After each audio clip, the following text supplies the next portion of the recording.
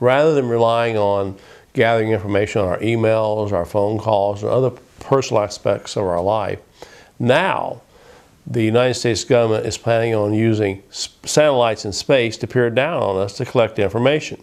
In fact, U.S. satellites, which have been used to track such things as weather reports or movements of troops in other lands, are now going to be used against American citizens. These satellites, which use high-resolution photography, are now going to be made available to federal agencies to supposedly fight drug smuggling and to fight against terrorism. This technology is going to be made available to state and local domestic police very soon. Not surprisingly, all of this new technology, the satellites, comes under the mantra that we're going to keep you safe and secure and protect you against terrorism. Despite the government's best efforts to sell this program, however, there are a number of problems that have been raised by various commentators and constitutional attorneys. For one, the program again represents our movement toward the total surveillance state. As one commentator calls this program, it's Big Brother in the sky, and it's a move toward a more refined police state. Additionally, this program represents the ability of the government to use high technology against its own citizens. Incredibly, the sole responsibility of this program is going to be left to federal bureaucrats appointed by our president, the Director of Homeland Security, and our new National Security Director. With questionable ethics from the Bush administration and the scandal-ridden Bush administration, this presents a number of really dire questions. Indeed, it's a bit like allowing the foxes to watch the chicken coop. In the end, what this program means is that there's absolutely no privacy. No matter where you're going to be watched.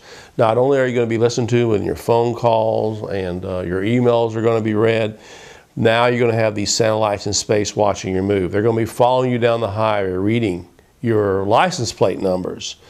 What is being erected here, and it looks like it's going to happen inevitably, is an electronic concentration camp. Where once there was a place you could hide to have some privacy, you'll never be able to do that now. And the government's going to know everything about you. A serious problem raised by the satellite program is that it allows domestic law enforcement agencies to use military equipment and military assets. This violates the Posse Comitatus Act of 1878, which prohibits the military from acting or becoming the domestic police force. This protects the American people and the American government from a military takeover during perceived times of crisis. Because these satellites in the spy program are basically owned and built by the U.S. Department of Defense, what this erects is a very cozy relationship between the military and domestic law enforcement agencies, again, which violates the Posse Comitatus Act. The question I would ask people, do you really want the government knowing everything about you? You will not be able to go into a private building without being followed. If you want to go see a psychiatrist, they're going to know. They'll be able to read it from the satellite. They're going to know everything about you. What makes us human beings is the right to have private thoughts and private moments. But the government wants to make everything public. So we lose. We're no longer really human beings. And there is no place to hide. So in the end, what we're really saying is that you either go hide in a cave somewhere, or you have to enter the electronic concentration camp. The problem here is that caves are becoming very, very scarce.